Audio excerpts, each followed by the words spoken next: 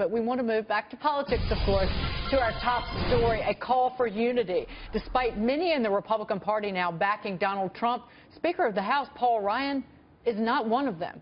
In an interview, Ryan saying he is not ready to support presumptive nominee Trump, a comment former Speaker Newt Gingrich called a mistake. Let's bring in former Arkansas governor and former presidential candidate Mike Huckabee. Governor, good to see you as always. Thank you, Dagan. Great to be here this morning. What the heck is Paul Ryan up to? Why would he say that?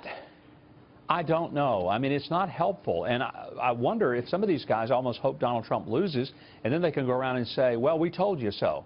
Well, if that happens, it's not that Donald Trump is the one that can be blamed for messing up. It's that their unwillingness to unite around the nominee may not be their first choice. Heck, he's not my first choice. I was my first choice. But, you know, I got beat by Donald Trump. I'm not sitting around saying, well, fine, if it can't be me, then I quit. Look, I know Hillary Clinton, and I know what a disaster she would be for this country as president. She's not her husband.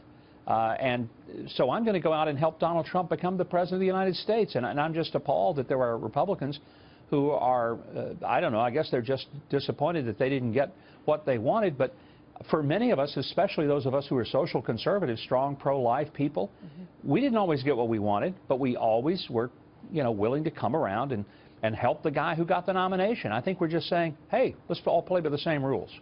With Paul Ryan's reticence, Governor, what was strange is because this was a sharp departure from what he had said before. He had said repeatedly that he would support the nominee. And then he does this. Again, getting into his motives, is he trying to give cover to people, congressmen who are not yet behind Trump? Is he trying to build common ground on some of the issues that are most important to him? Do you have any insight into that? Well, let me just use an old expression. Lead, follow, or get the heck out of the way.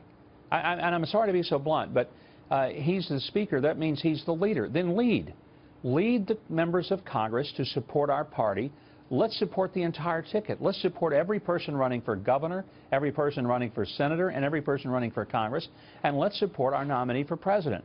Let's support our entire ticket. That's when it works best. And if he's not going to do that, then he and the people like him will do more to hurt those down-ballot races, and they're going to offend and alienate a lot of the supporters for Donald Trump who are, let's just say, energetic. I could use the word rabid, but let's use the word energetic, because they are. Yeah, so let's not offend them. Yeah, exactly. Let's stay with that, or just forceful, if you will. Do you think Trump's going to, before we move on, do you think Trump's going to have any problem raising money, Governor? No, I really don't. I think it's going to be a combination of a lot of people in the business community who realize that he is not going to be destructive to business because it would be against his own best interest and against his own instincts as a business person.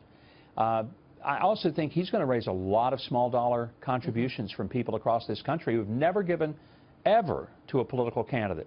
People like we saw in West Virginia in that rally yesterday. That was powerful. And that's what we're going to see. And frankly, I think it's kind of refreshing because he is giving voice to the people who felt like they've been kicked in the gut by the elites and the establishment and the people who look down their nose at people who stand on their feet on concrete floors all day and who have been taken in the teeth, lost their pensions, lost their paychecks, work hard and get nothing for it, and are being looked down on. And I think Donald Trump has given them a sense of hope. It's really amazing, Governor, because the part of the country where we come from, that a New York City billionaire is more connected with the people in the South and the Midwest than anybody else in the Republican Party, quite frankly. Tell me about it. Yeah, I want to move on. Trump is the presumptive Republican nominee. Everyone wants to know who will be his vice president, his running mate. Trump putting an end to that speculation that it could be South Carolina's Governor Nikki Haley. Listen to this. There's a report out that you were down to Nikki Haley and Susana Martinez. No, and not Portman. Nikki Haley. No, Nikki Haley, no. She wasn't under consideration. And this, as Ben Carson said last night, that Trump's pick could even be a Democrat, which I can't believe. But do you want the job, Governor? Would you take it if offered to you?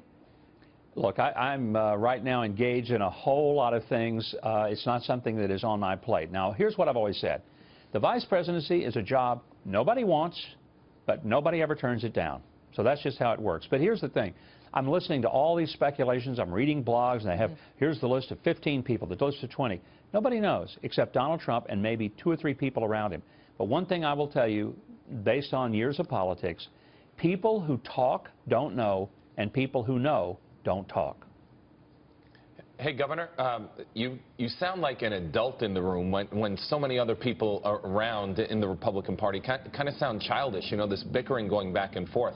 I, for one, think you sound like you'd be a great candidate because we need someone, for vice president that is, we need someone in there who's going to look to unite, not to pull the party apart further. So I think we need more of what you're saying. I applaud you for it. Well, I appreciate it. And just being called an adult is remarkable because I think so many people who know me feel like I never have quite grown up. I'm sort of like Tinkerbell. And so, you know, that's very nice. So thank you very much. You're welcome. All right, I wanted to get your reaction to this. Former President of Mexico, Vicente Fox, back in February told Maria that there is no way Mexico will pay for the wall. I am not going to pay for that wall. I am not. And he should know that, and I'm not going to apologize. Well, Fox later did apologize for his comments on the O'Reilly factor, saying that forgiveness is one of the greatest human qualities or greatest qualities that human beings have. Trump then accepted his apology. And he apologized, and I accept his apology. I thought it was very nice. Did you see it? Honestly, I thought it was very, very nice because I was giving him a little hard time about something, and he apologized. He was the former president of Mexico, and I thought it was very nice that he apologized. Now, while the two seemed to bury the hatchet, Fox changed his tune last night. Listen. He's a racist. He has expressed being a racist.